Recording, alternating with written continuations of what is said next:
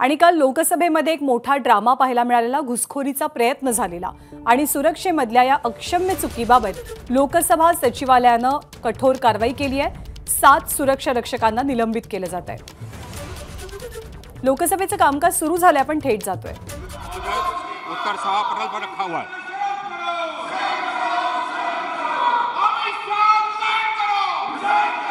उत्तर सभा पटल पर रख दिया गया। श्री बालशौरी जी, बालशौरी। Yes, sir. Thank you, Speaker, sir.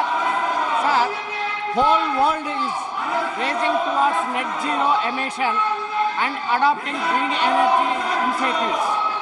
Our Honorable Prime Minister made a statement at COP26 summit and set a target to make India a net zero emission by 2070.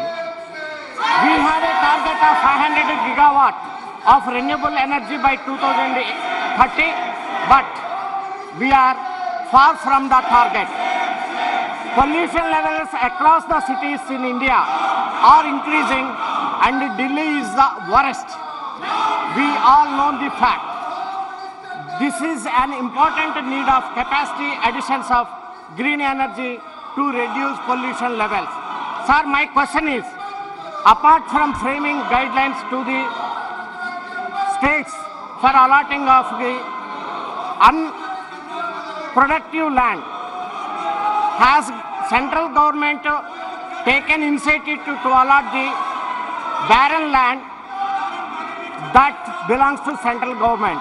And for example, railways, defense and other PSUs have a huge land bank which can be utilized effectively. Will government propose to utilize these lands as well and allot it for the purpose of solar, wind, pump storages projects to produce renewable energy? Thank you, sir. Honorable Speaker, sir,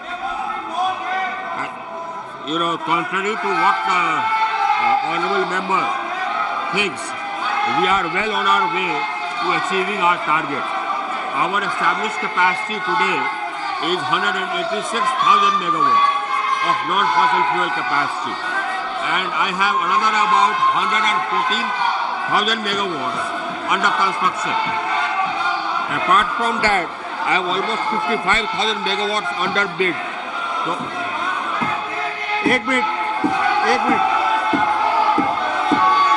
माननीय सदस्यगण, जो कल घटना घटी है उस घटना को लेकर हम सब चिंतित हैं और संसद की सुरक्षा की जिम्मेदारी संसद सचिवालय की होती है और हम सब जानते हैं ये सब संसद सचिवालय और क्षेत्राधिकार संसद के अंदर आता है, विशेष रूप से लोकसभा के अंदर आता है। और इसीलिए मैंने आपसे कल चर्चा की है, संवाद किया है, फिर हम चर्चा करेंगे, आप लोगों सबको बुलाकर चर्चा करेंगे। सारी सुरक्षा की जिम्मेदारी और क्षेत्राधिकार लोकसभा सचिवालय का है और इसीलिए लोकसभा सचिवालय फिर आपसे चर्चा करेगा। गलत तरीका है, आप जाकर सदन में बैठिए। नो, सरकार कभी भी लोकसभा सचिवालय में हस्तक्षेप नहीं कर सकती। नो, हम करने भी नहीं देंगे। नो, गलत। No. Question number 162 Shri Maluk Nagar ji. Question number 162। माननीय सदस्य, गलत परंपरा मत डालिए। अध्यक्ष जी, पहले भी ऐसी घटनाएं हुई है, उन सब घटनाओं पर भी चर्चा करेंगे। भविष्य में घटना न हो इसके लिए भी हम और आप बैठकर चर्चा करेंगे। यह हमारा क्षेत्राधिकार है। सबकी सुरक्षा की जिम्मेदारी लोकसभा अध्यक्ष के नाते मेरी है, इसलिए मैं आपसे बैठकर सब चर्चा करूंगा। हर कस्बे और हर शहर के एसटीपी प्लांट के द्वारा निकालने के बाद ही केवल पानी को गंगा जी में डाला जाता है। क्या ये आंकड़े और रिकॉर्ड उनके पास हैं? अध्यक्ष महोदय, कल की जो घटना संसद में घटित हुई है, सबने उसको कंडम किया है। बहुत ही दुर्भाग्यपूर्ण घटना है, इसमें कहीं दो मत नहीं है। और आपने तुरंत उसका संज्ञान लेते हुए इस मामले की पूरी जांच का जो है आदेश दे दिया है।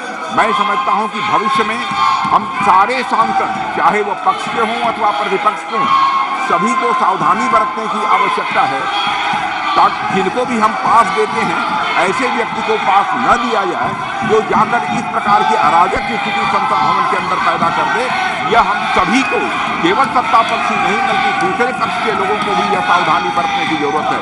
और आपने तुरंत संज्ञान लेकर इस मामले का, अध्यक्ष महोदय, आपने जांच का आदेश दिया है और अन्य भी जो प्रिकॉशन भविष्य में लिए जा सकते हैं वह लिए जाएंगे।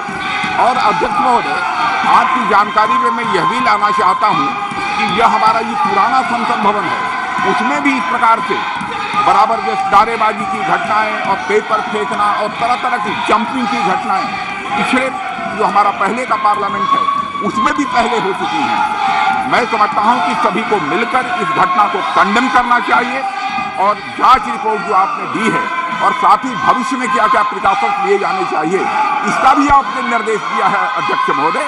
तो मैं समझता हूं कि इस प्रकार से इस संसद के अंदर अराजक स्थिति पैदा करने का कोई औचित्य नहीं है। माननीय सदस्य सब, मैं इस बारे में, एक तो जो कल की घटना घटी है वो सुरक्षा से संबंधित, उसमें बदलाव की जरूरत है। और जो लोग इस समय भी राजनीति कर रहे हैं उनको मैं चाहता हूं वो देश के लिए काम करें। सब, मैं मंत्री जी से पूछना चाहता हूं कि जो गंगा जी हरिद्वार से जहां से निकलती है और आखिर तक जाने में जो पॉल्यूशन से संबंधित हैं, क्या एसटीपी प्लांट के द्वारा ही निकला गया सफाई होने के बाद पानी गंगा में डलता है? क्या पूरे आंकड़े उनके पास हैं? मैं जानना चाहता हूं। माननीय अध्यक्ष महोदय, सम्मानीय सांसद महोदय ने जो प्रश्न किए हैं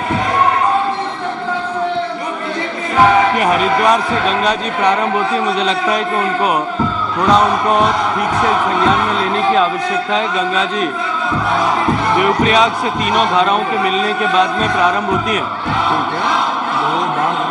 गंगा जी के शुद्धिकरण के लिए माननीय प्रधानमंत्री जी के नेतृत्व में अविरल और निर्मल धारा बनी रही, इस दृष्टिकोण से जो इंटीग्रेटेड एफर्ट्स पिछले 10 साल में किए गए, उसके कारण से व्यापक सुधार गंगा नदी के पानी की गुणवत्ता में आया है। 148 से ज़्यादा स्थानों पर सीवेज ट्रीटमेंट प्लांट बना करके। तर लोकसभेत काल घडलेल्या प्रकारावरनं विरोधक आजही आक्रमक आहेत। घोषणाबाजी सुरू आहे, परंतु सुरक्षेची जबाबदारी लोकसभा सचिवालयाची असून याबद्दल आपण हस्तक्षेप करणार नसल्याचं अध्यक्षांनी स्पष्ट केलंय।